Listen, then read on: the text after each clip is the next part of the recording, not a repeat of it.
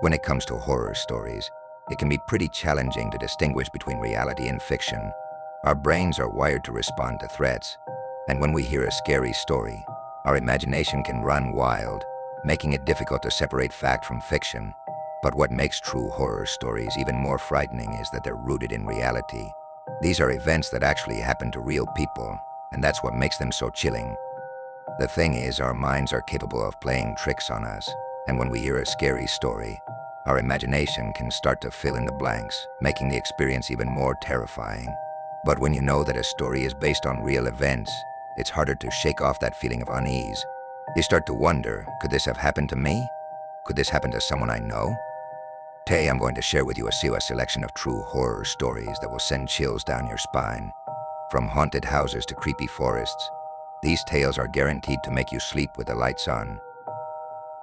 In the small town of Villisca, Iowa, there's a house that's notorious for its dark history. On a hot summer night in 1912, the entire Moore family, along with 2 guests, were found brutally murdered in their beds.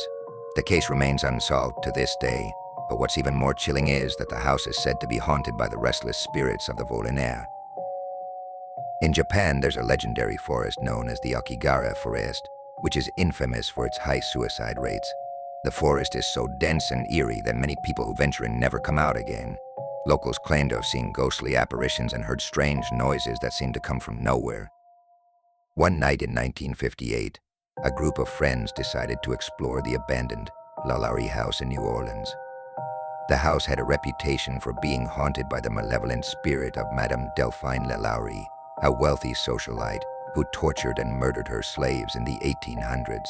As they made their way deeper into the house, they stumbled upon a hidden room that seemed to be frozen in time. But what makes this story even more terrifying is that the group of friends who explored the house that night never came out again. The police launched an investigation, but they found no signs of foul play or forced entry. It was as if the group had vanished into thin air. The most shocking twist in one of the stories I'm about to share is the fact that the Lalaurie house is said to be haunted not just by the spirits of Madame Lalaurie's victims, but also by the vengeful spirits of the group of friends who disappeared that night. The story of the Lalaurie house is one that's guaranteed to send chills down your spine. Imagine being trapped in a haunted house with no way out, surrounded by the malevolent spirits of people who met a brutal end. As I delve deeper into the details of this story, I can't help but wonder what really happened to that group of friends on that fateful night. Did they stumble upon something sinister that they shouldn't have? Or did they simply succumb to the malevolent forces that lurk in the shadows of the Lalaurie house? The Lalaurie house is a testament to the fact that true horror stories can be even more frightening than frightening.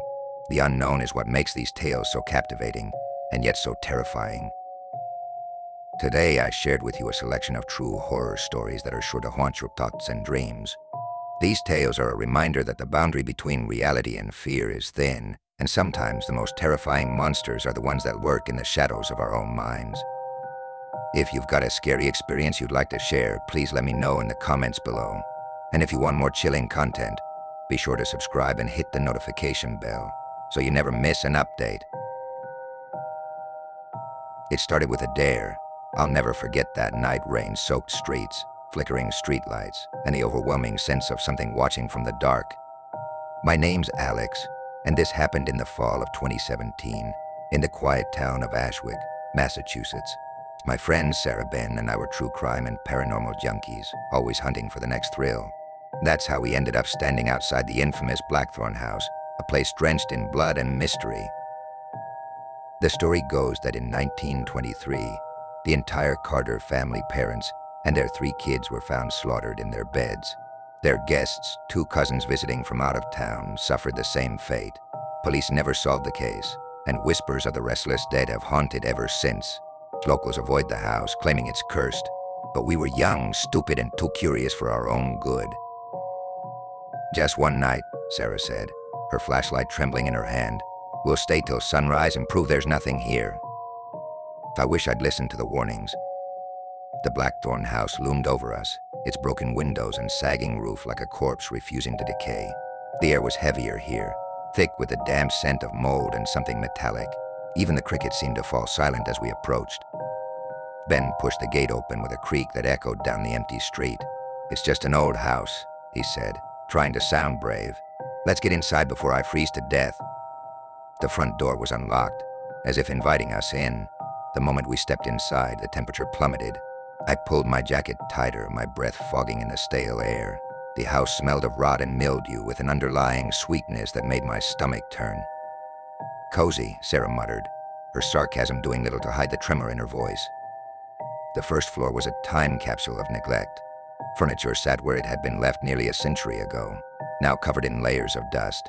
Faded wallpaper peeled from the walls, revealing dark stains beneath.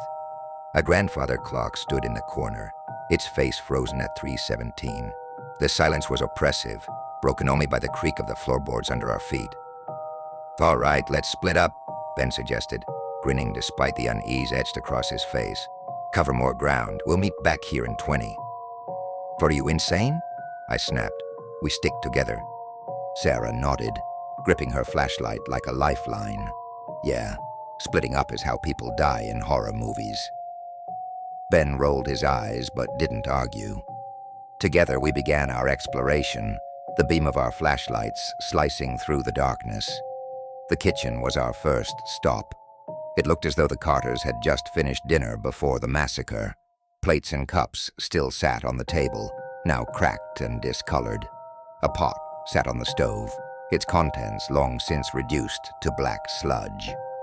I couldn't shake the feeling that we were being watched, and I wasn't alone.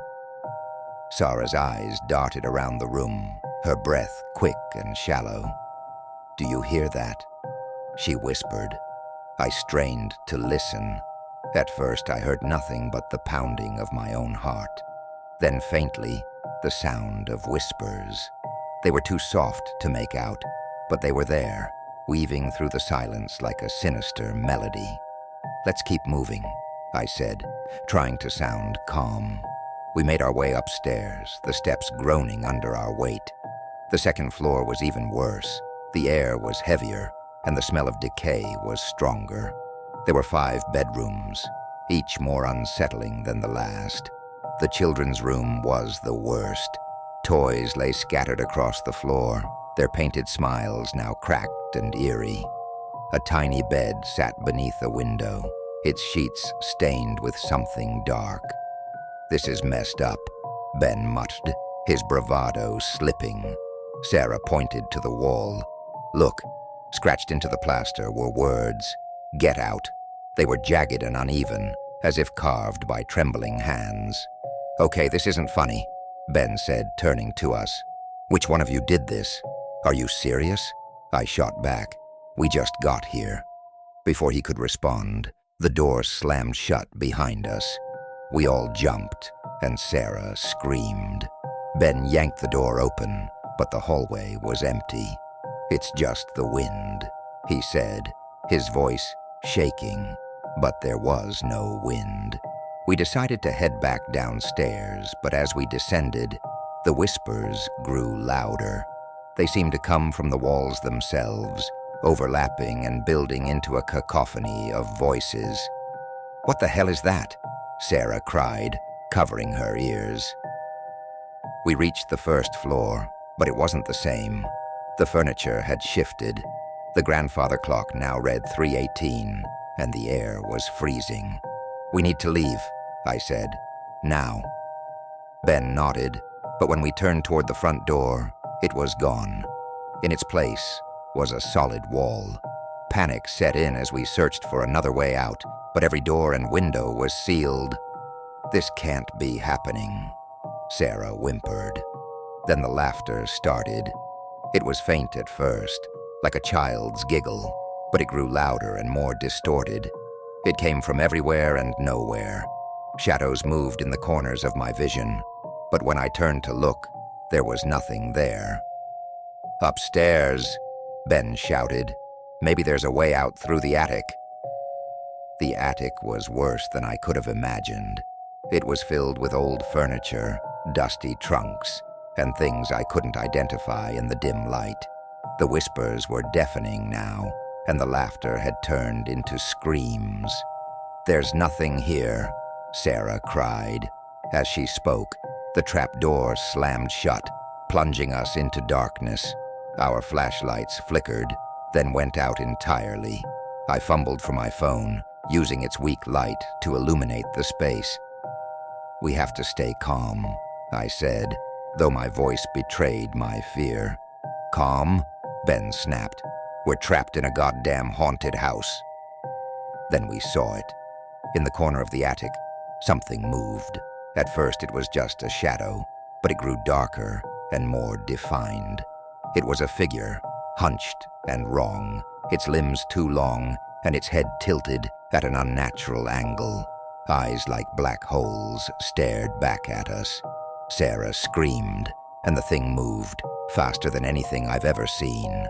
It lunged at us, and I felt a cold hand brush my arm. We scrambled back, knocking over a stack of boxes. "The window!" I shouted. Ben grabbed an old chair and hurled it at the attic window. The glass shattered, and cold night air rushed in. One by one, we climbed through, cutting ourselves on the jagged edges. We landed on the wet grass outside, gasping for air. We didn't stop running until we were back on the main road. None of us spoke. There was nothing to say. When we finally reached my car, we piled in and sped away, leaving Blackthorn House behind. I don't know what we encountered that night. I don't know if it was the spirits of the Carter family or something older, something darker, but I do know this. We were lucky to get out alive. Not everyone does. To this day, I can't drive past Blackthorn House without feeling that same oppressive presence. Sometimes I hear whispers in my dreams, soft and distant, calling me back. I'll never go, but I can't shake the feeling that one day the house will find me. And this time, I won't escape. I've told you plenty of stories tonight, some chilling, some strange. But this one, this is the story that keeps me up at night. It's the one I hesitate to share because it's not just about what happened to others. It's about what happened to me. Back in the summer of 1972, I was young, reckless, and obsessed with the paranormal. My friends and I, Eddie, Linda, Marcus, and Janice, had a reputation for chasing the weird and unexplained. Ghost stories, urban legends, abandoned places. We wanted to experience it all. That's how we found ourselves standing outside Abernathy Manor in New Orleans, Louisiana. Abernathy Manor was infamous. Even back then, the house belonged to Eleanor Abernathy, a reclusive woman accused of unimaginable acts in the late 1800s. Torture, murder, witchcraft, you name it. The rumors had it. People whispered that she'd sacrificed her servants and guests in blood rituals, that she'd made a pact with something evil. When she disappeared in 1892, the house was abandoned, left to rot, or so we thought. We stood there that night, staring at the manor, its facade bathed in moonlight. The wrought iron gates were twisted with rust, the windows black and unyielding, but for all its decay, something about the house seemed alive. The air around it was heavy, almost suffocating. "You really think this place is haunted?" Eddie asked, his voice low, almost reverent. "Only one way to find out," Marcus replied, grinning as he shoved the gate open. It groaned in protest, like it was warning us not to go any further. We didn't listen. The front door was unlocked. I remember the way it felt under my hand. The wood was smooth, polished, and completely intact. It was strange, considering how long the house had supposedly been abandoned. When we stepped inside, the air changed. It was cooler, and the faint scent of roses filled my nose. Linda shone her flashlight around, but it wasn't needed for long. The chandeliers above us flickered to life, bathing the grand foyer in warm, golden light. I froze. The place wasn't decayed or dilapidated at all. The floors gleamed, the furniture looked untouched, and not a speck of dust was in sight. It was like we'd stepped back in time. "This is insane," Janice whispered. "How does it look like this?" "Maybe someone's been taking care of it," Eddie offered, though he didn't sound convinced. We ventured further, moving from room to room. Each space was immaculate, but there was something unnerving about it. The portraits on the walls seemed to watch us. The air felt heavier the deeper we went. And then there were the sounds, soft whispers like the house was murmuring secrets we weren't meant to hear. In the dining room, the table was set as if expecting guests. Plates, glasses, and silverware gleamed under the light of a crystal chandelier. A vase of fresh roses sat in the center, their scent almost overwhelming. I reached out to touch one, and as my fingers brushed the petals, I swear I heard a faint giggle. "Let's go upstairs," Marcus suggested, breaking the silence. The staircase spiraled up into darkness, but the moment we stepped onto it, the lights came on. We explored the upper floors, finding bedrooms that looked lived in, and a library filled with books that smelled of fresh ink and leather. There was no dust, no decay, no sign of the house's supposed abandonment. "This doesn't make sense," Linda said. "It's like the house doesn't want to be forgotten." I felt it too, a presence like the house was watching us, waiting for something. Then we found the basement. A door at the end of a long hallway led us to it. The wood was darker, older, and the handle was cold under my hand. The moment I turned it, the lights in the house flickered. Linda hesitated. "Maybe we shouldn't," she started, but Marcus was already pushing the door open. The stairs were steep and narrow, descending into pitch blackness. The air was damp and smelled of earth and something metallic. We used our flashlights, their beams cutting through the dark as we made our way down.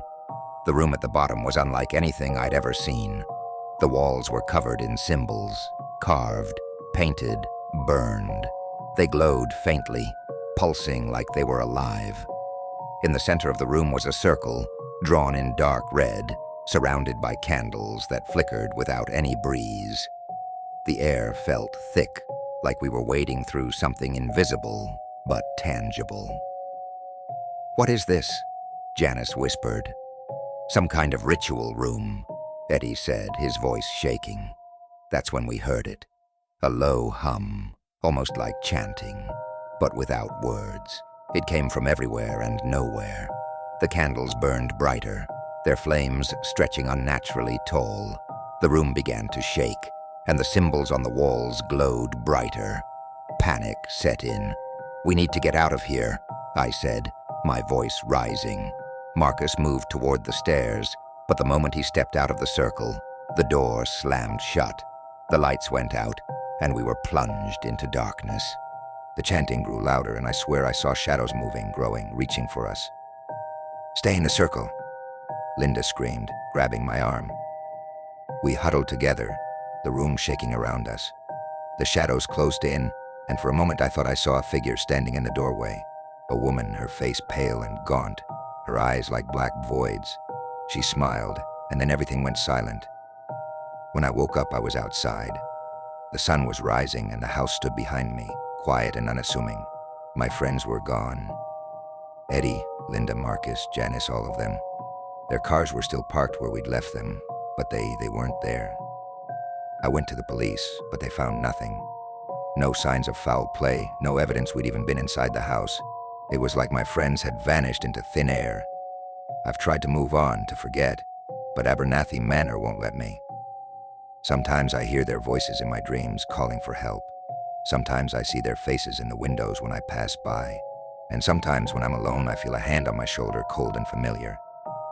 The locals say the house didn't just claim their lives, it claimed their souls. They're trapped there, part of whatever dark force resides within those walls. And me? I think I was spared for a reason. Maybe it's a warning. Maybe it's a punishment. Or maybe the house is just waiting for the right time to call me back. I don't know. But I'll never forget the last time I saw that house. As I drove away, I could have sworn I saw Eleanor Abernathy standing in the doorway, smiling,